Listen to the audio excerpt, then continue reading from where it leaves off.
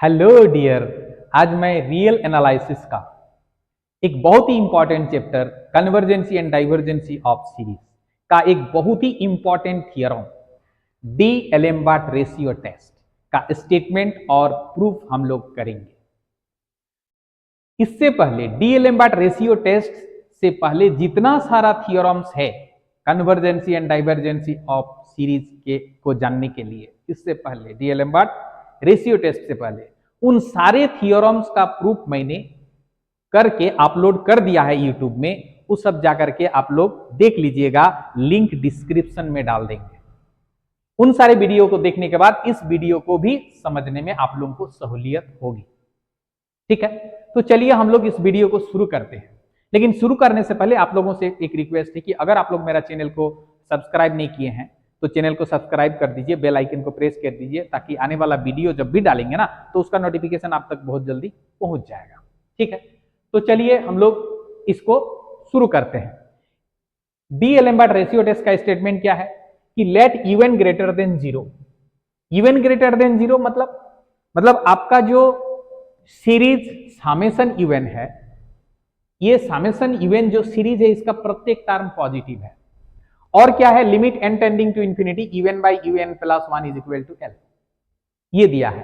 तब नंबर 1 में बोल रहा है कि अगर ये जो एल है, एल अगर 1 से बड़ा है तो सीरीज कन्वर्ज करेगा, अगर ये एल अगर 1 से छोटा है तो ये सीरीज डाइवर्ज करेगा, और अगर एल का वैल्यू 1 हो जाता है तो फिर ये जो सीरीज समेशन यूएन में कन्वर्ज और डाइवर्ज, मतलब कन्वर्ज भी हो सकता है, डाइवर्ज भी हो सकता है। मतलब एल का वैल्यू 1 हो जाने से D Alembert ratio test fail हो जाता है, नहीं बता पाता है कि ये सीरीज कन्वर्जेंट है या डाइवर्जेंट है। क्या गिवन है? गिवन है कि limit n tending to infinity u n by u n plus 1 is equal to L. तो इससे पहले convergency and divergency of sequence में हम लोग पढ़े हैं लिमिट ऑफ ए सीक्वेंस का डिफिनेशन, उसको थोड़ा सा देख लेते हैं। A limit of a sequence an of real number is said to have L as its limit if given epsilon greater than 0 there exists small m belongs to capital M। मतलब कोई एक natural number small m ऐसा exist करेगा such that जिसके लिए क्या होगा, n minus L का मोड एप्सिलॉन से छोटा होगा for all n greater than is equal to m। और उसको हम लोग ऐसा भी लिख सकते हैं, l minus epsilon less than an less than l plus epsilon for all n greater than is equal to m। ये जो है this fact may be denoted by the statement a n tending to l as n tending to infinity, और by the equation limit n tending to infinity n is equal to, ऐसे भी हम लोग denote करते हैं। तो अगर मान लीजिए कि कहीं हमको इस फॉर्म में दिया हुआ है तो उसको हम लोग ऐसे भी लिख सकते हैं और ऐसे भी लिख सकते हैं। समझ में आया? ये कन्वर्जेंसी एंड डाइवर्जेंसी ऑफ सीक्वेंस में हम लोग पढ़े हैं। तो चलिए इधर देखते हैं क्या दिया है। देखिए limit n tending to infinity, ये मान लीजिए एन है is equal to L, therefore for any epsilon greater than 0 there exist a natural number, there exist a natural number small m such that क्या होगा कि mod of u n by a n का काम तो ये कर रहा है ना, तो एन ये एल है तो एन माइनस एल मतलब u n by u n plus 1 minus L less than epsilon for all n greater than is equal to m. और इसको हम लोग क्या लिख सकते हैं, इसको हम लोग ऐसे भी लिख सकते हैं कि L minus epsilon less than u n by u n plus 1 less than L plus epsilon, L plus epsilon for all n greater than is equal to m। ठीक है, क्यों? क्योंकि देखिए यहां पर हम लोगों ने ये देखा था। ठीक है, अगर मान लीजिए इस फॉर्म में है तो उसको हम लोग ऐसे भी लिख सकते हैं और ऐसे भी लिख सकते हैं। ठीक है, तो हमने क्या किया, ये फॉर्म में क्वेश्चन में दिया हुआ है इस फॉर्म में, तो उसको हम लोग ऐसे भी लिख सकते हैं और फिर उसको हम लोग ऐसे भी लिख सकते हैं। ठीक है, इसका नाम दे दीजिए इक्वेशन नंबर 1। अब आ जाइए केस 1। केस 1 क्या बोल रहा है कि इफ एल का वैल्यू, देख लीजिए केस 1 क्या बोल रहा है क्वेश्चन में, इफ एल का वैल्यू ग्रेटर देन 1, अगर एल का वैल्यू ग्रेटर देन 1 है, अगर एल का वैल्यू ग्रेटर देन 1 है तो ये सोच लीजिए कि एल 1 नहीं है, एल और 1 दोनों अलग अलग रियल नंबर है, और कोई भी दो अलग अलग रियल नंबर के बीच में अनगिनत रियल नंबर रह सकता है। तो अगर मान लीजिए कि इसको हम एक नंबर लाइन में दिखाने का कोशिश करें तो ये होगा 1 और 1 से बड़ा है एल, मतलब एल इधर होगा, ठीक है, 1 से बड़ा है एल। तो दोनों अलग अलग रियल नंबर है, तो दोनों नंबर के बीच का जो लेंथ है नंबर लाइन में, वो लेंथ का आधा को अगर हम लोग एक एप्सिलॉन ले लें, और अगर हम लोग बोले कि एल माइनस एप्सिलॉन, तो वो एल माइनस एप्सिलॉन कहां होगा, इसके बीच में ही होगा, 1 और एल के बीच में ही होगा। मतलब कोई एक एप्सिलॉन ऐसा एग्जिस्ट करेगा ही करेगा जिसके लिए, जिसको अगर हम एल से घटा भी दें तो एल माइनस एप्सिलॉन जो मिलेगा वो 1 से बड़ा ही रहेगा, ठीक है। तो यहां पर हम लोग तब ये लिखेंगे, there exists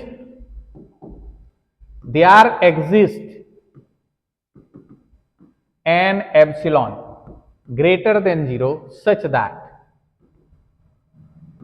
यहां पर लिखिएगा then there exists an epsilon greater than 0 such that L minus epsilon greater than होगा 1, ठीक है, L minus epsilon greater than 1 होगा। अब हम लोग इस L minus epsilon को हम लोग मान लेते हैं R, है ना, देन क्या होगा, देन क्या लिखेंगे, L minus epsilon greater then 1 और L माइनस एप्सिलॉन को R मान चुके हैं, मतलब R ग्रेटर देन 1, ठीक है, समझ में आया। अब देखिए ये जो इनइक्वालिटी है, इस इनइक्वालिटी में ये पहला इनइक्वालिटी को हम लोग लेते हैं, है ना, taking first inequality of 1, taking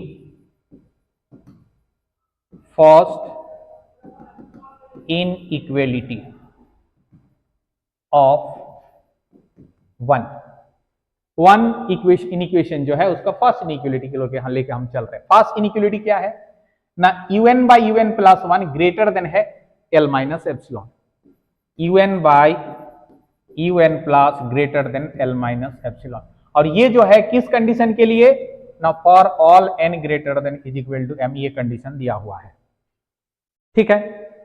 तो ये वाला un by un plus 1 greater than L minus epsilon तभी होगा जब n का वैल्यू m या m से बड़ा होगा। तो हम लोग यहां पर पुट करते हैं, पुटिंग, क्या पुट कर सकते हैं, n के जगह m पुट कर सकते हैं और m से बड़ा पुट कर सकते हैं, है ना, n के जगह m या m से बड़ा पुट कर सकते हैं। तो putting n is equal to m plus 1 m plus 2 dash dash dash m से बड़ा कहां तक, मान लीजिए हम p माइनस 1 तक पुट किए सक्सेसिवली हम इसको पुट किए, तो क्या मिलेगा, n के जगह m पुट करने से क्या आएगा, u m by u m plus 1 greater than L minus epsilon, फिर m के जगह m प्लस 1 पुट करेंगे तो u m plus 1 by u m plus 2 greater than L minus epsilon, फिर u m प्लस 2 पुट करेंगे, m के जगह m plus 2, तो फिर u m प्लस 3 होगा greater than L minus epsilon, कहां तक पुट करना है, u p माइनस 1, m के जगह p माइनस 1, और ऊपर वाला का साफिक्स जितना है प्रत्येक में देखिए, ये m प्लस 2 है तो ये m प्लस 3 है, m प्लस 1 है तो m प्लस 2 है, तो p माइनस 1 है तो u p होगा greater than L minus epsilon. ये मल्टीप्लाइंग ऑल अबव, इस सब को अगर हम लोग मल्टीप्लाइंग करेंगे, मल्टीप्लाइंग ऑल अबव, ये सबको अगर हम मल्टीप्लाई करेंगे तो देखिए इसका न्यूमरेटर इसका डिनोमिनेटर के साथ इसका न्यूमरेटर कट जाएगा, फिर इसका डिनोमिनेटर से इसका न्यूमरेटर कट जाएगा, फिर सभी को अगर मल्टीप्लाई करेंगे तो फिर इसका डिनोमिनेटर से इसके बाद में जो डैश डैश में छुपा हुआ है ना, तो वो वाला टर्म का जो न्यूमरेटर कट जाएगा, ठीक है। तो बचेगा क्या, ऐसा करके सब बचेगा क्या, इसका um बच रहा और ये up बच रहा, मतलब u m by u p. और यहां कितना टर्म है, यहां से यहां तक कितना टर्म है, देखिए ये m से लेकर के p माइनस वन, ठीक है, m से लेकर के p माइनस वन टर्म था। तो इससे पहले क्या था, इससे m से पहले m माइनस वन, ठीक है। तो ये p माइनस वन से m माइनस वन घटा दीजिए तो क्या बचेगा, p माइनस m, ठीक है। तो p माइनस m टर्म होगा यहां। इसीलिए इस सारे को राइट साइड में सबको अगर मल्टीप्लाई करेंगे तो टर्म कितना है, p माइनस m। तो l minus epsilon into l minus epsilon into l minus epsilon कितना term, p minus m term. तो सारे को मल्टीप्लाई करने से l माइनस एप्सिलॉन का पावर p माइनस m रहेगा, ठीक है। और ये ग्रेटर देन साइन है तो ग्रेटर देन साइन ही रहेगा, ठीक। इसके बाद देखिए क्या होगा, ये यूपी को इधर ले आइए और बाकी सबको इधर, मतलब u m by L minus epsilon. अच्छा, एल माइनस एप्सिलॉन को तो हमने स्मॉल आर मान चुका है, स्मॉल आर का पावर p माइनस m इधर आ जाएगा और ये ग्रेटर देन होगा u p. This implies u p less than u m by r का पावर p माइनस m, ठीक है। यहां पर से हम लोग ये कह सकते हैं less than u m into ये जो आर का पावर m बोल सकते हैं डिवाइडेड बाई आर का पावर p, ठीक है। क्योंकि ये जो r का पावर माइनस m है, r का पावर p इंटू आर का पावर माइनस m होगा ना, तो r का पावर माइनस m को ऊपर ले जाएंगे तो r का पावर m हो जाएगा, ठीक है। और अच्छा m तो यहाँ पर एक निश्चित एक पॉजिटिव इंटीजर है, मतलब नेचुरल नंबर है, तो फिर ये कोई फिक्स नंबर ही होगा, तो उसको हम लोग मान लेंगे लेस देन, इसको हम मान लेते हैं lambda into one by r का पावर p, पर हमने किसको लैम्डा माना, यू एम इंटू आर का power m is equal to lambda, ठीक है। समझ में आया। अब हम दोनों तरफ सामेशन लगा देते हैं, सामेशन यूपी लेस देन, इधर सामेशन लैम्डा तो कांस्टेंट है तो लैम्डा बाहर, वन बाय आर का पावर p, सामेशन लगा दिए। अच्छा, अभी देखिए ये जो राइट साइड वाला जो सीरीज है, राइट साइड वाला कौन क्या सीरीज है, ये ज्योमेट्रिक सीरीज है, ठीक है ना, है ना। द सीरीज ये जो समेशन वन बाय आर का power p is A geometric series, p के जगह 1 2 3 ये सब बैठाते जाओ तब ये जियोमेट्रिक सीरीज मिलेगा, जियोमेट्रिक सीरीज। और ये जियोमेट्रिक सीरीज का कॉमन रेशियो क्या होगा, हुज कॉमन रेशियो इज कितना है, 1 बाय आर, 1 बाय आर होगा। लेकिन ये जो 1 बाय आर है ये क्या होगा, 1 से बड़ा या छोटा, तो देखते हैं आर क्या है, यहां पर आर क्या है, ये आर है 1 से बड़ा, आर अगर 1 से बड़ा है तो 1 बाय आर क्या होगा, 1 से छोटा होगा, ठीक है। S R greater than 1। तो अगर मान लीजिए कि किसी भी ज्योमेट्रिक सीरीज का कॉमन रेशियो अगर 1 से छोटा है तो सीरीज कन्वर्ज होता है या डाइवर्ज होता है, वो सीरीज कन्वर्ज होता है, ठीक है। इसीलिए ये सीरीज हमारा कन्वर्जेंट होगा। देयरफॉर यहां पर समेशन 1 बाय आर का पावर p इज कन्वर्जेंट, ये कन्वर्जेंट होगा। और अगर ये कन्वर्जेंट हो गया तो फिर कोई भी सीरीज अगर कन्वर्जेंट है उससे जो छोटा सीरीज होता है वो कन्वर्जेंट होता ही है बाय कंपैरिजन टेस्ट। तो यहां पर देयरफॉर हम लोग लिखेंगे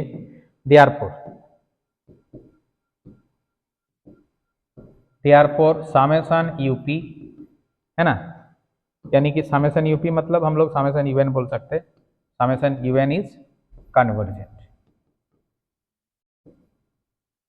तो हमारा पहला केस प्रूफ हो गया कि अगर एल का वैल्यू 1 से बड़ा है तो कन्वर्जेंट होगा, ठीक है। अभी अगर एल का वैल्यू 1 से छोटा है, केस 2 ले लेते हैं। If case 2 if L less then 1, अगर केस 2 यही था ना, देखिए केस 2 एल लेस देन 1, तो ये जो है हम लोग ले लेते हैं एल का वैल्यू लेस देन 1। यहां भी यही सेम लॉजिक, देखिए एल जो है रियल नंबर है और 1 भी रियल नंबर है, दोनों अलग अलग रियल नंबर है, क्योंकि एल जो है छोटा है 1 से, दोनों सेम नहीं है, और दोनों अगर अलग अलग रियल नंबर है तो दो रियल नंबर के बीच अनगिनत रियल नंबर हो सकता है। तो नंबर लाइन में यहां भी अगर हम लोग दर्शाने का कोशिश करें, ये 1 है, एल है, ये एल छोटा है, तो दोनों के बीच का डिस्टेंस जितना भी होगा कुछ तो होगा, उसका आधा को अगर हम लोग एप्सिलॉन माने तो एल और वो एल के साथ अगर हम जोड़ दें उस एप्सिलॉन को, तो एल प्लस एप्सिलॉन कहाँ होगा, यहां पर होगा। फिर भी वो ये जो 1 था 1 से छोटा ही रहेगा। तो कोई एप्सिलॉन ऐसा एग्जिस्ट करेगा ही करेगा जिसको एल के साथ जोड़ने के बावजूद भी एल प्लस एप्सिलॉन 1 से छोटा ही रहेगा। यहां पर लिखेंगे देन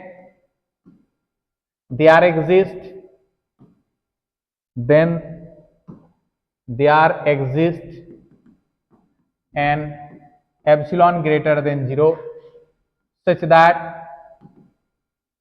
क्या होगा कि L plus epsilon less then 1, ये होगा ही होगा। अब हम मान लेते हैं कि ये जो L प्लस एप्सिलॉन ये है कैपिटल R, देन क्या हो गया, देन ये capital R less than 1, capital R 1 से छोटा है, ठीक है। अच्छा, अभी हम लोग ये जो इनइक्वालिटी 1 है, इनइक्वालिटी 1 जो है यहां से हम सेकेंड इनइक्वालिटी को लेके चल रहे हैं। नाउ फ्रॉम 1 है ना, we taking second inequality of 1, taking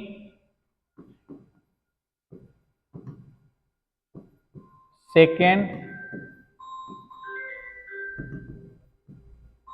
inequality of 1, second inequality of 1, second inequality of 1 क्या है, second inequality of 1 देखिए, un by un plus 1 less than l plus epsilon, un by un plus 1 less than epsilon for all condition क्या है ना, n greater than is equal to n।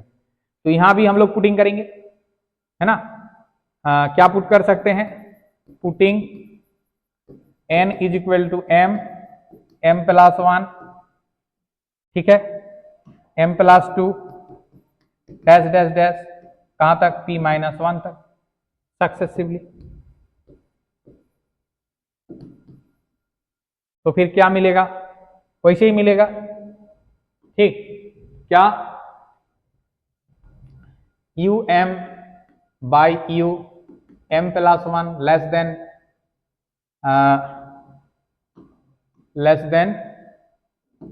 l plus epsilon, ठीक है, u m plus 1, जब m plus 1 m put किए तो ये वाला आया, m प्लस 1 पुट करेंगे तो u m plus 1 by u m plus 2 होगा less than l plus epsilon, m plus 2 put करेंगे तो u m plus 2 by u m plus 3 होगा less than l plus epsilon, dash dash dash ऐसे कहां तक put करना है, u p minus 1 तक। तो यहाँ पर सफिक्स जितना होता है उसके नीचे में सफिक्स एक ज्यादा होता है, less than l plus epsilon, ठीक है। ये सबको मल्टीप्लाइंग ऑल एबव, यहां भी multiplying all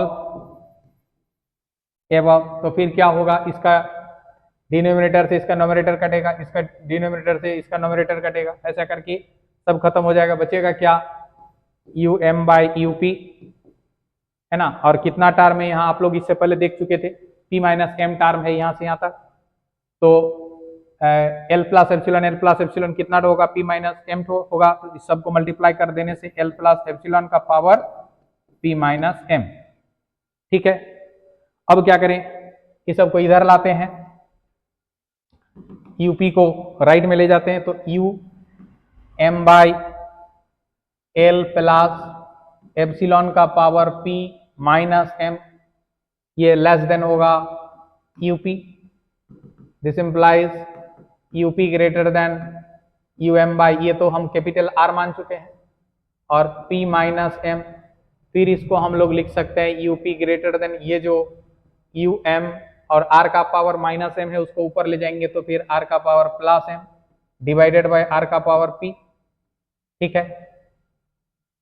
divided by r का power P, this implies UP greater than, यहाँ पर हम जानते हैं कि m तो कोई फिक्स्ड पॉजिटिव इंटीजर है, मतलब ये पूरा ऊपर वाला फिक्स्ड हो जाएगा, ठीक है। तो उसको हम लोग म्यू मान लेते हैं, म्यू इंटू ये जो 1/r का पावर p लिख देते हैं, वेयर ये जो म्यू माने किसको माने, यू एम इंटू आर का पावर स्मॉल m, ये इसको हमने म्यू माना।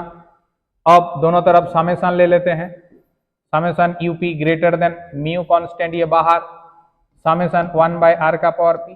अब देखिए क्या है, ये जो सीरीज है, ये सीरीज क्या सीरीज हो गया, ये सीरीज ज्योमेट्रिक सीरीज हो गया, है ना।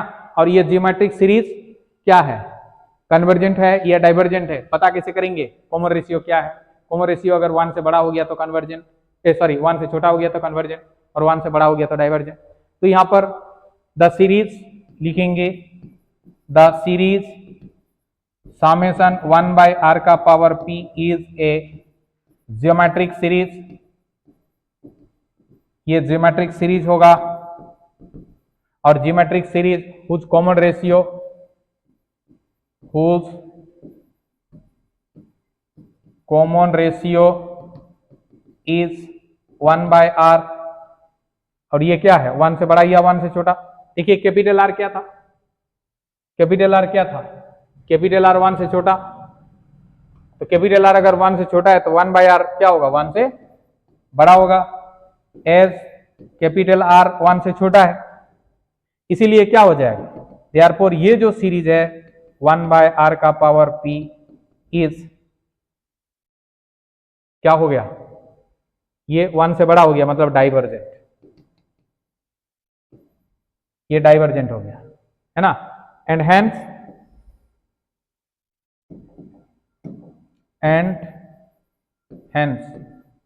क्या, ये अगर डाइवर्जेंट हो गया तो उससे बड़ा सीरीज डाइवर्जेंट होता ही है, तो समेशन un इज डाइवर्जेंट।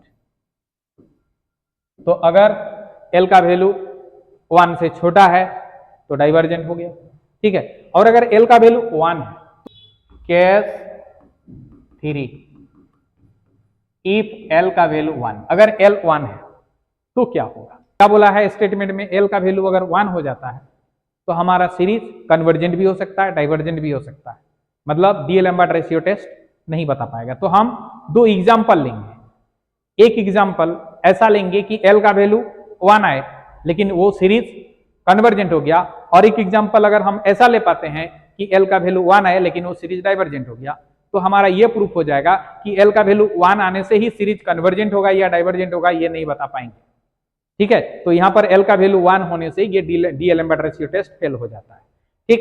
तो यहाँ पर देखिए, वी विल प्रूव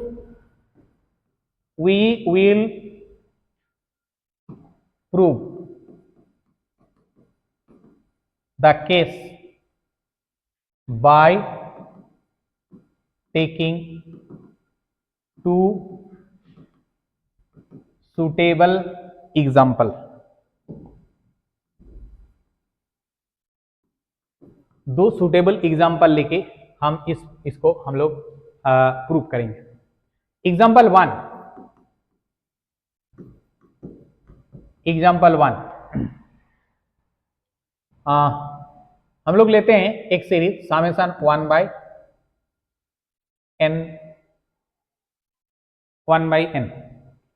ठीक है। हम लोग जानते हैं ये जो सीरीज है ये क्या होता है, is divergent p series steps से, एज इसमें जो p है, p का वैल्यू 1 है, p का वैल्यू 1 होने से डाइवर्जेंट हो जाता है, ठीक है। अच्छा, तो नाउ डीएलेम्बर्ट रेशियो टेस्ट अगर हमको लगाना है तो let un is equal to 1/n, then un plus 1 क्या होगा, un plus 1 1/n plus 1, therefore d'Alembert ratio test में जो limit n tending to infinity un plus 1, ठीक है। तो 1/n plus 1 limit n tending to infinity, है ना, 1/n/1/n+1 is equal to limit n tending to infinity क्या होगा, n+1/n होगा। इसमें अगर ऊपर नीचे n से डिवाइड करोगे तो फिर limit n tending to infinity क्या होगा, 1+1/n/1। अगर limit n tending to infinity बैठा देंगे तो ये 1 और ये 0, तो मतलब हो गया 1। तो देखिए ये L limit n tending to infinity un/un+1 का वैल्यू जो L बोल रहे हैं वो L कितना आया हमारा 1 आया, लेकिन ये सीरीज क्या है, डाइवर्जेंट है ना। तो this in this example we see that, हमने देखा कि इफ L का वैल्यू 1 है then the series is divergent. अब हम दूसरा एग्जांपल लेके चलेंगे, उसमें भी L का वैल्यू हम 1 ही दिखा देंगे लेकिन सीरीज होगा हमारा कन्वर्जेंट। देखिए एग्जांपल 2,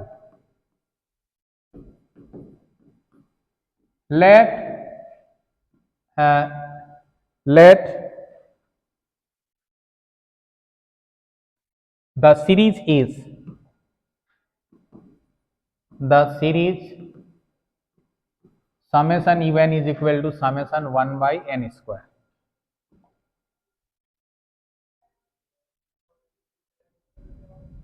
ठीक है, ये तो ये जो सीरीज है ये क्या है, विच इज, ये सीरीज क्या सीरीज है, विच इज कन्वर्जेंट। ये कन्वर्जेंट सीरीज है as by p series test से। पी की जगह क्या है 2 है, पी का वैल्यू 2 है जो कि 1 से बड़ा है। पी का वैल्यू अगर 1 से बड़ा होता है तो कन्वर्जेंट हो जाता है, इसलिए कन्वर्जेंट सीरीज है। ठीक है, अभी हम डीएलएमएट रेशियो टेस्ट इसमें लगाते हैं। लिमिट, अच्छा इसमें इवन, पहले इवन निकाल लेंगे ना, तो यहां पर इवन क्या है, as even un is equal to है 1/n², है ना। देन un+1 क्या होगा, 1/n+1 का स्क्वायर। नाउ ये limit n tending to infinity un/un+1 is equal to क्या हो जाएगा ना, limit n tending to infinity un है 1/n² डिवाइडेड बाय 1/n+1 का स्क्वायर, मतलब limit n tending to infinity n+1 का स्क्वायर डिवाइडेड बाय n²।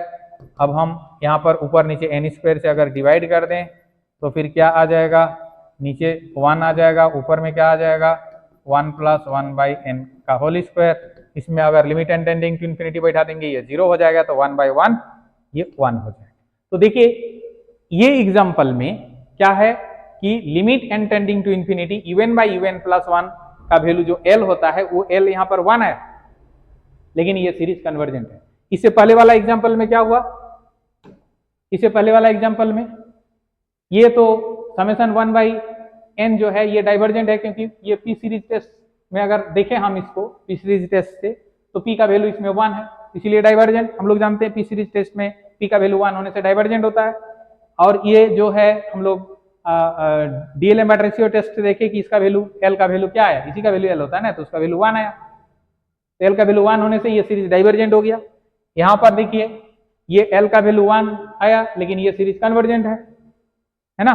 तो यहाँ पर we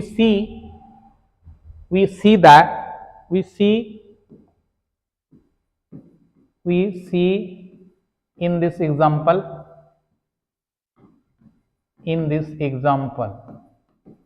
है ना, क्या देखे इसमें कि L इज इक्वल टू 1 आया है ना, but the series summation even is क्या, कन्वर्जेंट। तो ये दोनों एग्जाम्पल से ये साबित हो गया है ना कि L का वैल्यू अगर 1 हो जाता है तो सीरीज कन्वर्ज भी हो सकता है, डाइवर्ज भी हो सकता है। हेंस इफ L का वैल्यू अगर 1 हो जाएगा then D'Alembert ratio test, D'Alembert ratio test fail हो जाएगा, hence the theorem।